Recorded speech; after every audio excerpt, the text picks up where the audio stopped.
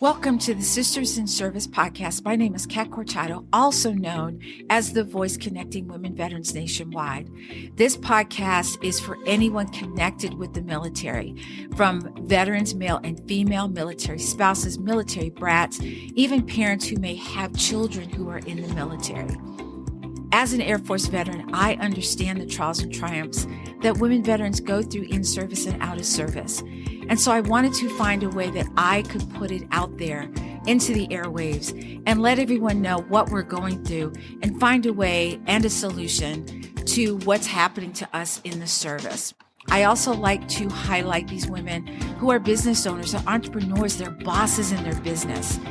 And so I hope that you will follow me, you will share, and you will subscribe to this podcast, which comes out every week on Tuesdays. And as always, please stay safe, take care of each other until next time. And it's never too late to start your impossible. This episode is brought to you by Small Space Pilates. Are you ready to start your fitness journey, but you're not sure where to start? We all know that our fitness needs change as we age, and we want to have fun and feel a sense of community. SS Pilates is an online community where you will have access to 3 live classes per week and a library of videos you can utilize at any time that fits your schedule. It's a place where you don't have to be perfect. You can wear your comfy clothes and turn your space into your own personal fitness studio. There's more information at smallspacepilates.com. And remember, Small Space Pilates is not just a class, it's a community. Welcome, everybody, to our next and newest episode. I'm your host, Kat Cortado, and welcome to Sisters in Service. And my guest is Rekishia McMillan. Now, I know you don't know her, but you're going to. Rekishia is a licensed certified master social worker, certified integrative nutrition health coach, certified Get Fit 21 coach. She is an Air Force retiree and veteran, award-winning author, and she is the founder of the Rock Your World Naturally, LLC, where she provides holistic coaching services for physical, spiritual, and emotional health for women. So she does a lot. Yes, I read that, y'all. I could not remember that if I wanted to. So, Rekishia, welcome to Sisters in Service. Oh, thank you so much. I'm so excited to be with you today, Kat. Well, I'm so glad we got a chance to chat because I know that we're both in the health and wellness realm. But before we go there, let's talk about your service a little bit. So you're an Air Force veteran, and did you pick the Air Force or did the Air Force pick you? Oh, that is a great question. I am actually a second generation Air Force veteran. I'm a military brat. So my father retired from the Air Force. And as a child, we moved all around, but I loved the lifestyle as a child. I remember on days that it was take your child to work day, my father would take me. And back then, I think it was called life support, where he used to do parachute survival and egress, packing parachute survival gear for air crew members, and working alongside of him, just seeing him come home every day, loving being in that environment as a kid. For me, traveling, experiencing different cultures, different people, it just brought me so much energy. When I got to my high school years, we were actually living in Pennsylvania, and they had an Air Force ROTC program. And so it just felt natural to be able to join and be a part of the Air Force ROTC program in my high school. And after high school, my father got orders to go to Loring Air Force Base, Maine. We moved all the way up there, 4 miles from the Canadian border. I said, Dad, we've had some amazing assignments, but this is how you end your career in Loring, Maine, where the snow was, when I say snow drifts that covered second story windows. And so there wasn't much with school there, jobs, and I said, "You know what? I'm joining the Air Force." Yeah, so I joined the Air Force in Maine. My father was getting ready to retire, and I was just going in as a brand new airman. Can I tell you how much we have in common? Because I'm a second generation Air Force veteran. Oh, My dad was Air Force. I was an Air Force brat, and he did 22 years. And can I tell you, I actually did a tour in Loring. whoa. I did. I went from my first tour of duty was Azores, Portugal, and then I go to Loring, Maine. I can't even explain. Like she said, y'all, 5 minutes from the Canadian border. Even Yes. people from Maine go, ooh, caribou, ooh, okay.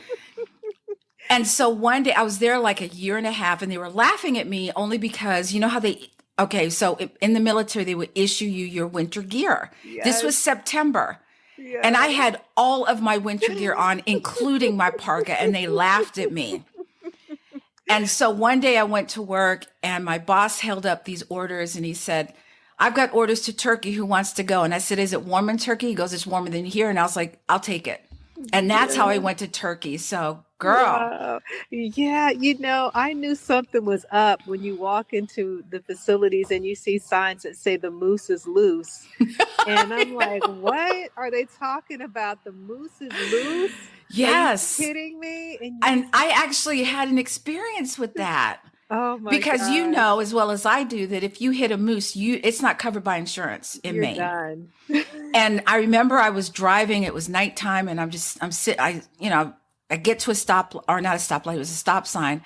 And I just see these legs go walk across. I was like, and my head's out the window and it was a female moose just walking around on the base. And I was like, oh, wonderful. Yeah, and they are massive They're creatures. I massive. had no idea. Like when you encounter a moose that is massive in size and build. And so between the moose, and I saw people snowmobiling to work, cross country skiing to work. And it was like, I gotta get out of here. That's how I felt. Can I tell you, when I left, we had a whiteout. Okay. Mm, And I said, I was driving and someone said, why don't you go up through Canada and then down through Michigan? And because my parents lived in Illinois at the time. Can I tell you that as soon as I crossed the border into Canada, there was no snow? wow. I mean, there was snow on the ground, don't get me wrong, but it Yeah. wasn't snowing. And I'm like, what kind of crowd? I mean, everything was working against me. I said, I will be damned if I'm not leaving today. I don't care what happens. I'm getting in that car and I'm leaving. You're done. Yeah, Maine was an experience, and I mean, it's absolutely gorgeous, absolutely beautiful, and I still have ties and connection to Maine because one of the young ladies I joined the Air Force with, we joined together in Maine, and she was my battle buddy, and we are still the closest of friends to this very day. Wow.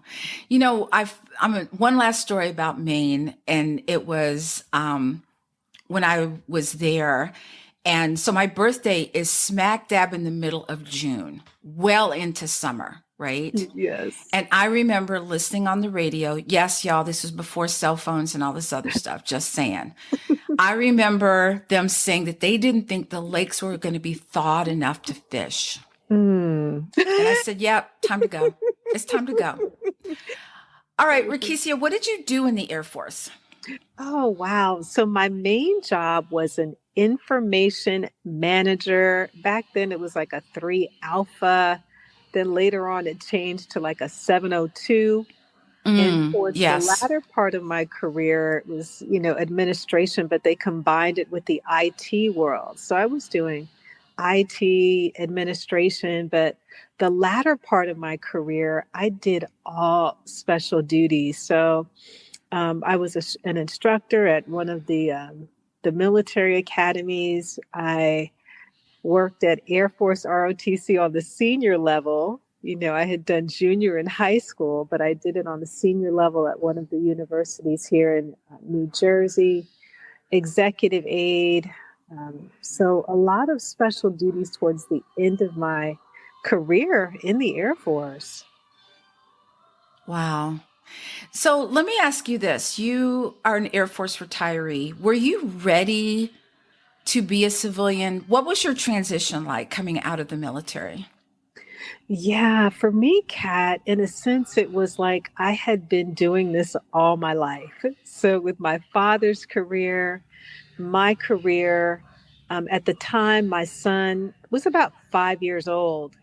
And so, being a mom is what I really wanted to focus my time, my attention on. And so, for me, I was ready.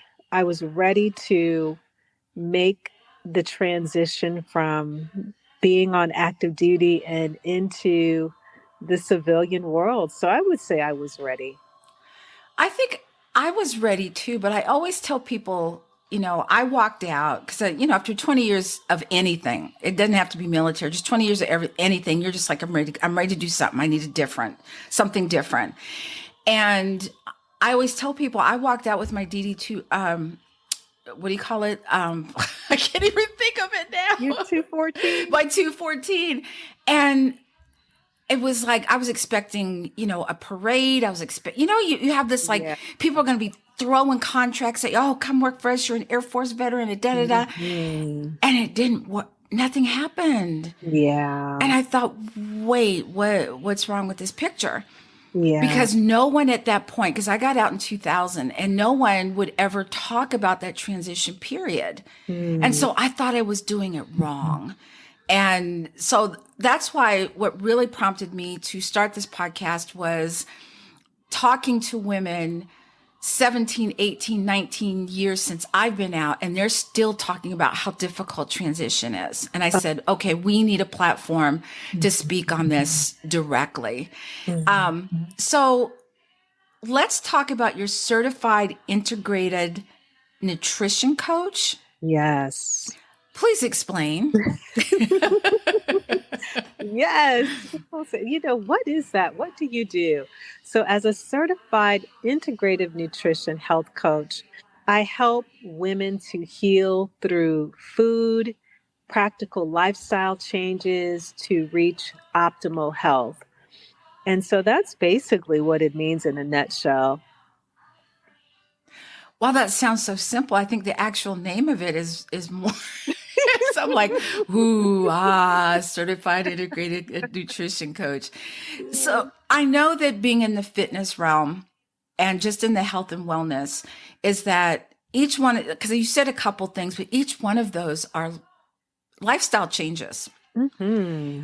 And so, can you speak on how we always want to do all the things? We go from 0 to 60. We go from not working out to not eating right to not drinking enough water, not eating vegetables, all of this stuff to doing all the things. Hmm. So, can you speak a little bit on why it's important for us to tackle these lifestyle changes one at a time? Oh, absolutely. I think it definitely begins with one simple change, whether that's drinking water, whether that is getting the proper rest. Because, we just acknowledged Heart Health Awareness Month this past February, and heart disease is the number one killer of women in the US. And that's mostly based on lifestyle changes, such as our eating, our sleeping, drinking water, being active, getting movement. And so it is essential for us to begin to incorporate these things in our lives as women because we want to change this narrative to begin to reduce the numbers. And it can take place when we begin to practice what I call self love. Because when we Right. start implementing that self care, that's the highest form of self love when you're giving your body what it needs to be able to be healthy. Absolutely. Well, I think that when, as women, we talk about self care, we're talking about, manicure, pedicure, getting a massage. But for me, self care is from head to toe. It's Yeah. all of the things. That's what Mhm. self-care is to me. But we talk about, when we're working out or eating right, that it's difficult to do. And when you tackle all of those things at one time, it is difficult to do. But when you speak to women, what's the one thing that keeps coming up? For instance, a lot when you say fitness, wellness, working out, we immediately go to losing weight. So Mhm. what's the one thing that you hear over and over again from women who say the same thing? Mhm. So one of the common things that I hear from women that come to me is really having low energy levels, Kat. Just not having the energy to be able to enjoy life, to do the things that they love. And so we have to really take a look at what's going in your life. Is this a physical issue? Is this an emotional issue? Is it an environmental issue? To find out what is actually depleting you or robbing you of that energy that you need to just move successfully throughout the day. And it could be a lot of different things, not getting enough rest, not eating right, because we don't think about ourselves at all. We're always thinking about everybody else. But I have one question for you. So if you have someone that you are coaching, they're doing all the right things, and you find out that it's hormonal, how is it that your certified integrated nutrition Mhm. certification, does that address hormones in a natural way? Or can you speak on that just a little bit? Oh, yes, absolutely. I can definitely speak to this because I had experienced some things in my own life with hormonal issues. And so, when it comes to hormones, there are a lot of things that really impact the balance of our hormones. Definitely sleeping, eating the right foods, and really, what we're eating helps to regulate our hormones more than we realize. And so, when women come to me and we get to the root cause of it being a hormonal issue, one of the first areas that we address through the integrative approach through food is that I really implement what is known as the blood type diet. And so, depending on your blood type diet, I will create a wellness plan specific to your blood type to bring about a balance within the hormones. And it has been probably one of the most successful approaches that I have implemented with women that I do work with, because for a woman, our hormones change every 10 years. And so making those adjustments along the way is essential, but usually the number one primary way is through targeting a blood type diet that is specific to that individual to begin regulating the hormones. Okay, this is a question I want to ask. Why Sure. is blood type so important in regulating your hormones? Oh, yes, the blood type diet. And if you think about it, there are four specific blood types: blood type A, AB, O, and A, that could be negative or positive. So, depending on your specific blood type, there are foods that will either energize or either deplete of your energy as well as balance or create imbalances within the hormones. For instance, I am a blood type O. So there are certain things that I know if I implement or begin eating those in my diet, I'll begin having hot flashes. I will begin having mood swings. I will begin having brain fog. And so staying away from those foods that are going to create a fluctuation in your hormone levels is essential, especially when it comes to the blood type. I've heard of the blood type diet before, but there's so many out there. You know what I mean? There's so many books Sure. out there, and a lot of people say, oh, diets don't work. And I go, oh, yeah, diets work, but they work for the 4 people over there, the 3 people over there, the 12 people over there. Why do you think there's so many diet books out there? However, when you find something that works for you, Mm-hmm. that's huge. It That's is. a big deal. It is. And I am a firm believer in bio individuality. And you hit the nail right on the head when you said that, Kat, because what works for one person is not going to work for another person. Exactly. And that's why I really believe so strongly in the blood type diet, because what works for the O doesn't work for the A, or what works for the A doesn't work for the AB. So we have to find that right or that specific fit that is going to work for you, because not one diet, there's no one size fits all approach. It's got me thinking too, and I'm just going to say this and then leave it out there in the ether, but I'm thinking now that that's why some medications don't help people. Maybe Mm, it's because of their blood type. I'm just going to leave it mhm, there. It's just a mhm, question. I don't know. I'm not a doctor, y'all. You know that. But let's turn to sugar addiction. mm. I'm an expert on this. Okay. Growing up with my dad in the military, we would have a dessert Mm, every day of the week, with the exception of Saturday, because my mother did not cook on Saturdays. And what I realized was that it was my father who had the sweet tooth, mm, which I got from him. And mhm. so every time, there was dinner, it's like, where's the dessert? And I remember the first time my husband, we were dating, he cooked for me and we sat down and he puts the plate in front of me and I look up and I go, this looks great. What's for dessert? And he said, there's no dessert. I'm like, what are you talking about? What? And so I've had to really rein in Mm, my sugar addiction, mm. because sugar addiction is the more you eat, the more you want, the more you eat it. And it's this vicious, vicious circle. So can you speak a little bit about an easy way, because I'm sure people know, yeah, I'm addicted to sugar. What's the Mhm. easiest way to wean yourself off of sugar if you are a sugar addict? Oh, that is an outstanding question, because sugar addiction is one of the most challenging health conditions that people are facing today. And if you look at it, we're inundated with sugar. And so when it comes down to sugar addiction, if someone is craving sugar, there are two simple ways to really begin to curb that. Because when we're craving sugar, it means that our body is missing something. Number one, it could signify dehydration, and your body is craving water, but you're thinking that it's sugar. So you're grabbing something sweet to kind of fulfill that need.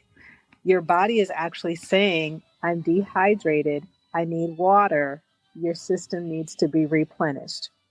The second thing is that you're not getting enough quality protein. If you are not getting quality protein, which helps to curb your sugar cravings, you're going to continue to crave the sugar. And so the way to do that is making sure that when you're sitting down with your meals, taking a look at your plate, am I implementing some type of healthy protein within this meal that I'm eating, whether that's your breakfast, your lunch, your dinner? Because if you don't have enough quality protein, or if you're lacking water, those two things are my go tos. And 9 times out of 10, when we begin targeting those areas by adding the healthy protein and the adequate amounts of water, the sugar cravings will decrease and eventually will go away. Nice. I have a question. So when I am stressed, I tend to crave sugar more. Is that in addition to the not drinking enough water and quality protein, or is it something different? Mhm. So, with the emotional eating aspect of it, it's that your body is looking to fill a specific need on the emotional side. So, the tendency is to reach for that thing, whatever that is, to bring comfort into your life. And so when those emotional eating moments come about, we've got to replace it with a healthier habit, Right. whether that's deep breathing exercises, whether that is getting out into nature, whether that is to take a walk. And so we're looking to replace that need to grab something to feel what is actually emotional to satisfy what we're actually wanting at the time. So we just need something that's going to calm us down in that moment because Correct. it's very easy to reach for whatever that sugar and I'm like pure sugar. I'm talking about jelly beans. I'm talking about sugar. It's not big, not cakes and cookies and well, those count too, but Mhm. it's just plain sugar. So I find that really interesting. But have you heard of, there are other ways to calm yourself down. You said walking and meditation and stuff like that, but are there other avenues that you can use to calm the body? Mhm. Oh, yes. I am a big proponent, Kat, of essential oils.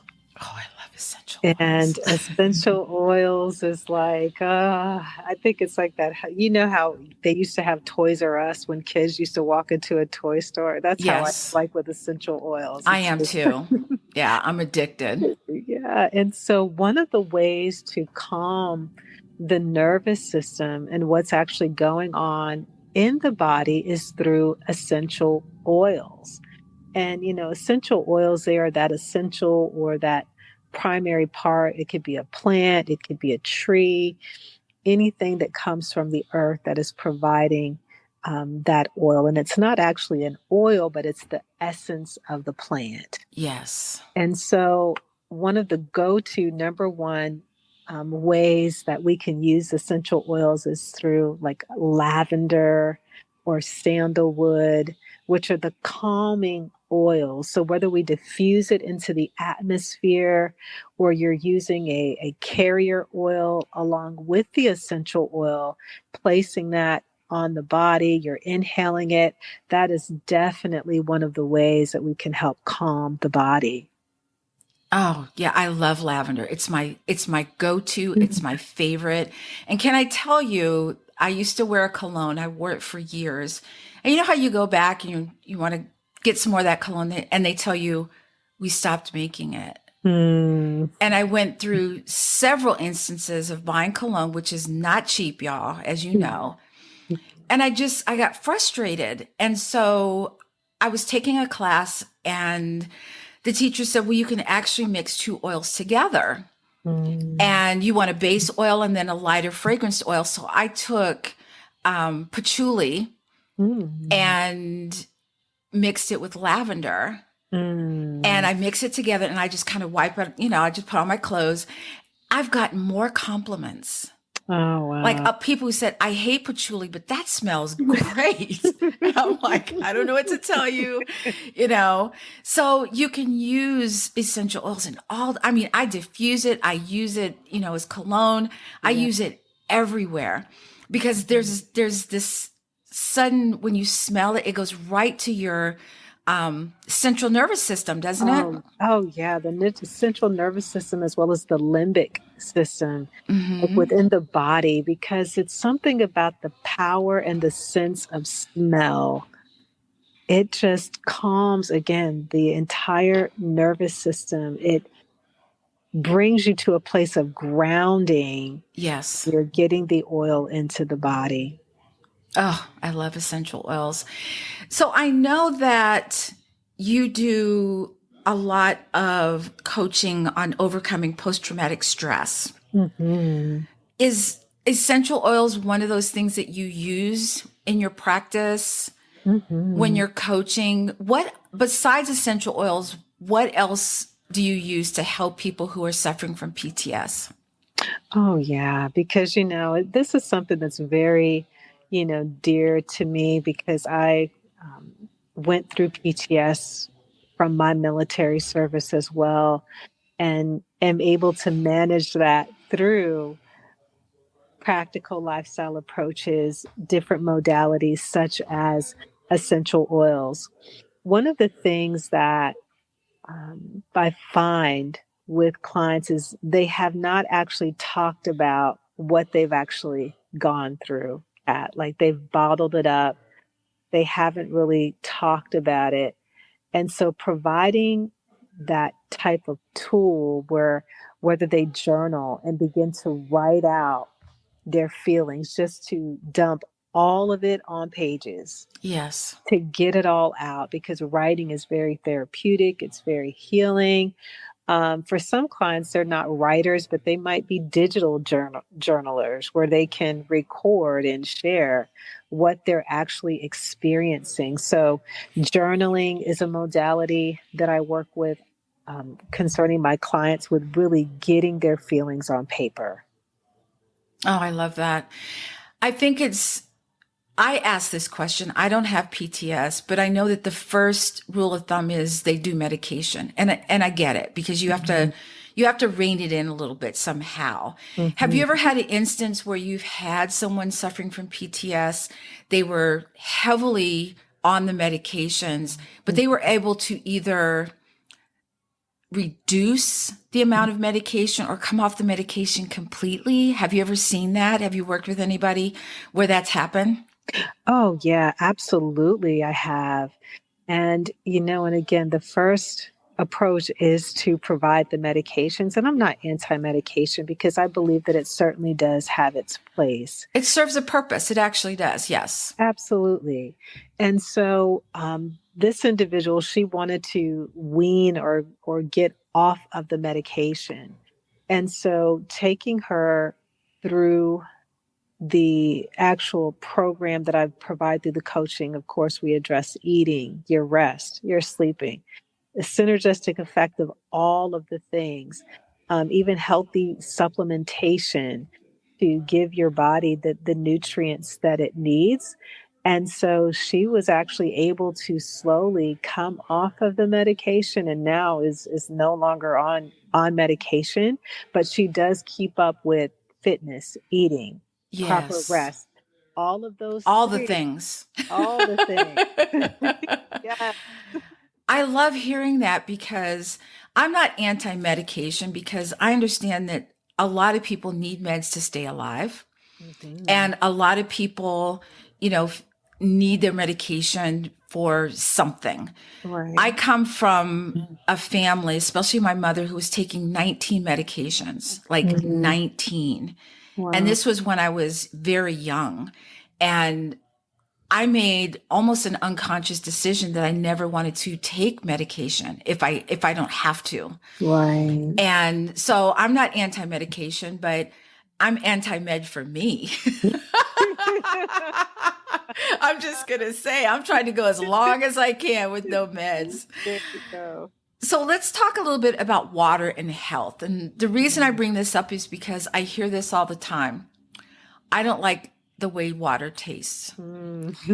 And so I'm like, well, what kind of water are you drinking that has flavor? I just want to know. Because maybe you shouldn't be drinking that water. But can you speak a little bit about why water is Mhm. so essential to us? Oh, absolutely, Kat. And this is one of the questions that, discuss and talk to my clients about often. When we think about water, we just look at it as a liquid, Kat, but water is actually a nutrient, because every system within our body relies on water to function. Our respiratory system, Yes, it our does. brain function. So many times, the illnesses that arise in a person's life could very well be associated with the fact that they are simply dehydrated. Because if Wow. we're drinking sugary drinks, what happens is that when we're drinking things like soda, processed juices, that sugar is released into the bloodstream. It causes your blood cells to coagulate, meaning that they become thick and sticky. And it begins to create the onset of sugar diabetes because you've got sugar within the blood system. What the body really needs is water to keep the blood system clean, to flush out any toxins, to help regulate the body. And so, again, many of the diseases that we are encountering today could certainly be connected with the fact that individuals are dehydrated because they're not providing their body with the nutrient of water.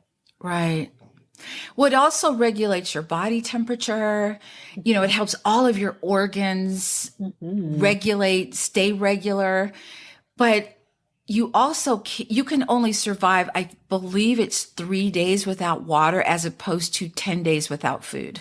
Oh, that's absolutely the correct answer because, and again with water, people's main hang up is the taste. And I think because our tongue has become so used to eating or drinking the sugary drinks, such as the soda, such as the processed juice. Foods and even the processed foods. Oh, yes. And so when you're tasting water, you're looking for this same type of experience when it's totally not that. One of the things that I recommend to my clients is that even if you want to infuse your water with fresh fruits, you can buy a water Yes. infuser, put pineapples in there, mint leaves, blueberries, strawberries, mangoes to really give the water a wonderful flavor. If you Yes. need a way to be able to drink water, also, another way is after dinner, replace the dessert with an herbal healing tea like licorice or green tea I or, love green tea. Oh my gosh. yes. Love green tea. Yes, replace those desserts with a cup of tea. So every night after dinner, I implemented that as I've been doing that for years now, where I make sure that I have a cup of warming tea after my meal because that takes the place of the dessert. You're getting your water intake requirement and Yes. you're, what I like to say, drinking your medicine. Absolutely. And you can also up your water level by eating fruits and vegetables that are high in water content. But that doesn't mean that you can stop drinking water. You Right. know, it's I mean, yeah, I remember my husband who I met while I was in the military, and he would go play 2 hours of racquetball and then come home and down a 2 liter bottle of Pepsi. And I'm like, what are you doing? Yes. You know, or I worked with a guy who he walked in every Monday with a 12 pack of Mountain Dew. Mm. And so I stopped, and my husband and I both stopped drinking sugary drinks years and years ago. Yeah. But that doesn't mean I haven't had any. You know, sometimes we'll go to the movies and popcorn, and Mhm. my husband will say, "Do you want water or you want?" I said, "I want a sugary drink." If we're gonna go bad, let's go bad all the way.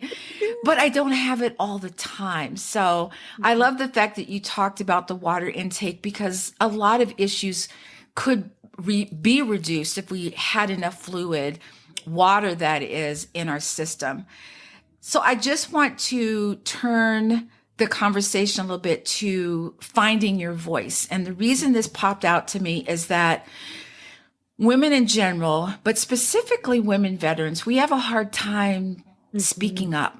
And I don't know whether that's just from being in the military, being lower enlisted, because I was an enlisted person. I wasn't an officer. What causes Mhm. us, or do you know, Mhm. what causes us as women when we get out, we're military veterans, and we kind of clamp down? Mhm.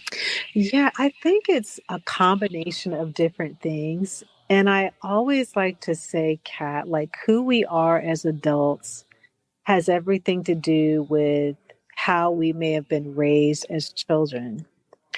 So if we grew up in an environment where we may not have felt the space to share or to be vocal about our feelings or to be vocal about what was going on the inside, we bottled that up.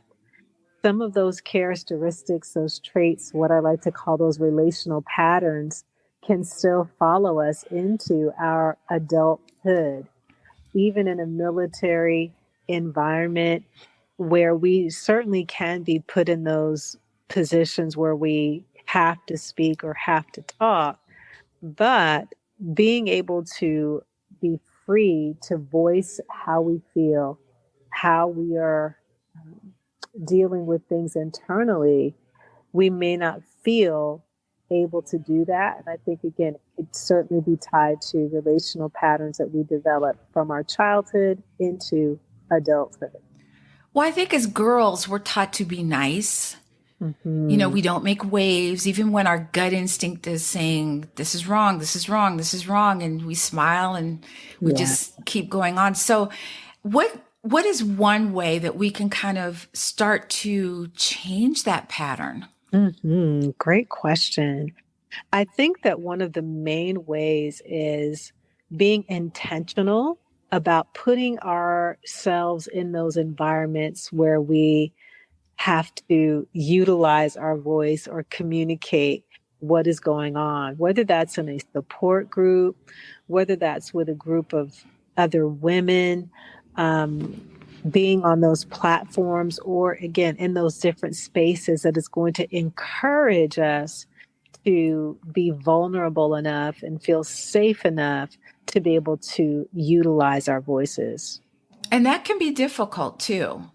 I Hmm. think, you have to kind of know a little bit about you and kind of open yourself up just a little bit, to say, okay, this isn't so bad. This is cool, and get to a comfort level.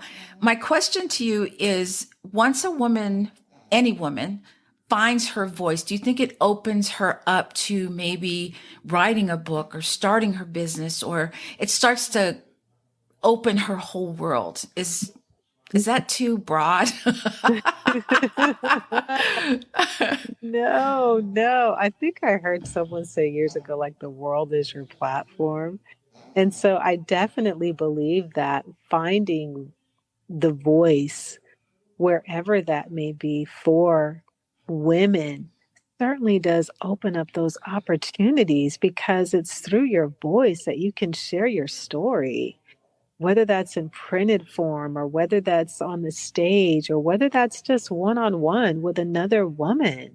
Like, you're sharing your story, and the power to be able to share who you are, where you've been, where you're going has the ability to influence and impact those women that you come in contact with. So I definitely believe that it opens up doors of opportunity. And whether it's just impacting the life of one other woman, that's still impact. Yes.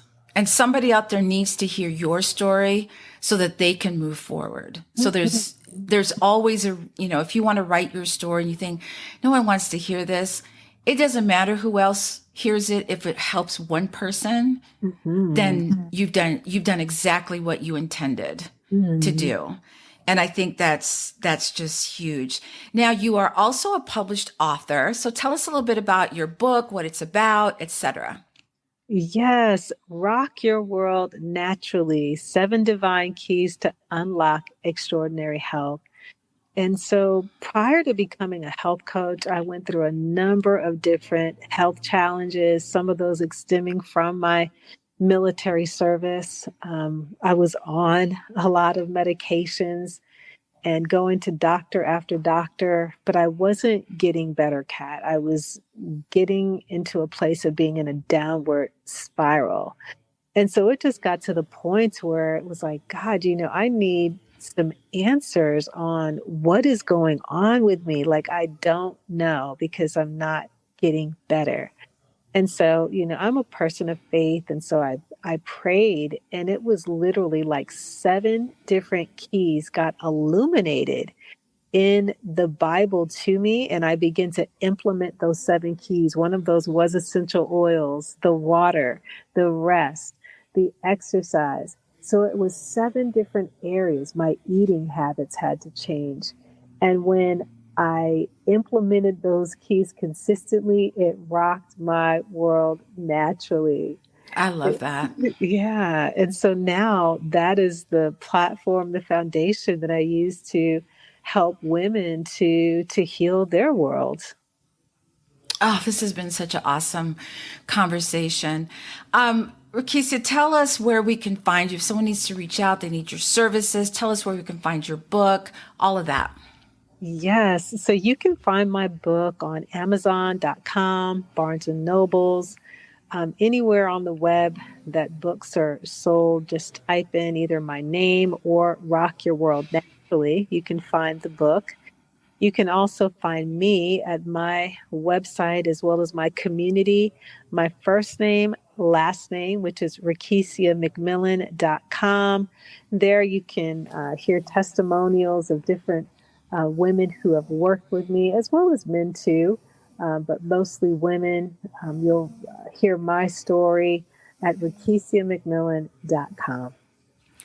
Well, it's been such a pleasure having you on today. I feel like this conversation could just keep going for like a day or so. We're like, well, what about this? Have you heard, we could just, we just keep talking. And it's just been fun having you on and speaking with this. It's fun to dish with another person in the wellness industry and to talk about these things and to get that information out, because information is so key. Because you might hear something and go, water can do that? We just think water is something we're supposed to drink. Well, you are, but now you know why you have to have water. But I so enjoyed having you on. And for anyone listening, I hope you learned one thing today from our show with Rekishia. And as usual, you know what I'm going to say, please stay safe, take care of each other. Until next time, and it's never too late to start your impossible.